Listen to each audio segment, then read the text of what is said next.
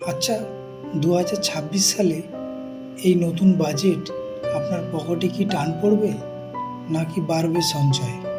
অর্থমন্ত্রী কি আদৌ মধ্যবিত্তের কথা ভাবলেন? চলুন মাত্র ২ মিনিটের জেনে নিই বাজেট থেকে বড় ৫টি ঘোষণা, যা আপনার জীবন বদলে দিতে পারে। আমাদের চ্যানেল অল ইন 128 সাবস্ক্রাইব করতে একদম ভুলবেন না। নমস্কার বন্ধুরা, ২০২৬ সালের কেন্দ্রীয় বাজেট পেশ হয়ে গেল। অর্থমন্ত্রীর ঝুলি থেকে এবার সাধারণ মানুষের জন্য কি কি বেরোল? মধ্যবিত্তদের মুখে কি হাসি ফুটবে, নাকি বাড়বে খরচ? আজকের এই বিশেষ ভিডিওতে আমরা বাজেটের খুঁটিনাটি খুব সহজভাবে বুঝে নেব। ভিডিওটি একদম শেষ পর্যন্ত দেখুন, কারণ শেষ পয়েন্টটি আপনার পকেটের জন্য খুবই গুরুত্বপূর্ণ। আয়কর বা ইনকাম ট্যাক্স। সবার আগে কথা বলা যাক ইনকাম ট্যাক্স নিয়ে, যা নিয়ে আমাদের সবার মনেই সবথেকে বেশি প্রশ্ন থাকে। এবার মধ্যবিত্তদের জন্য রয়েছে বড় স্বস্তির খবর। নতুন ট্যাক্স কাঠামোতে স্ল্যাবের বেশ কিছু পরিবর্তন করা হয়েছে।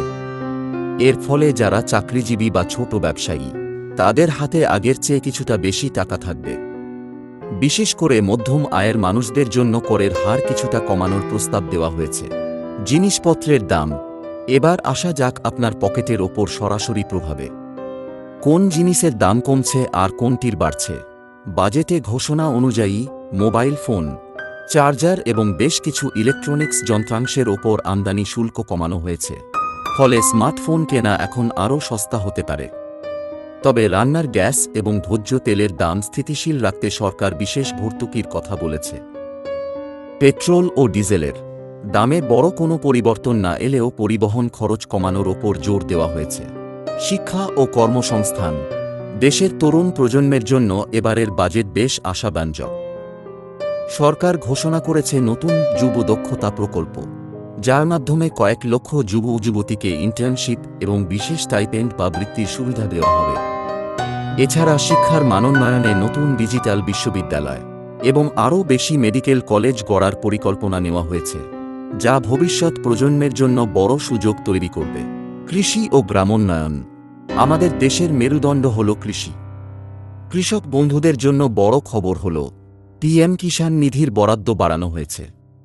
পাশাপাশি আধুনিক চাষবাসের জন্য ড্রোন প্রযুক্তি এবং সস্তায় সারের ব্যবস্থা করার ঘোষণা দেওয়া হয়েছে।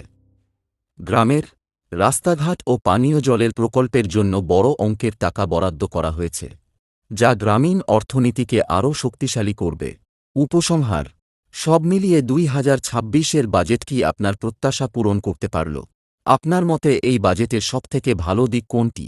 কমেন্ট করে আপনার মূল্যবান মতামত অবশ্যই জানান। ভিডিওটি ভালো লাগলে লাইক করুন এবং আপনার বন্ধুদের সাথে শেয়ার করুন। আর আমাদের চ্যানেল অল ইন 128 সাবস্ক্রাইব করতে একদম ভুলবেন না। দেখা হচ্ছে পরের ভিডিওতে। ধন্যবাদ।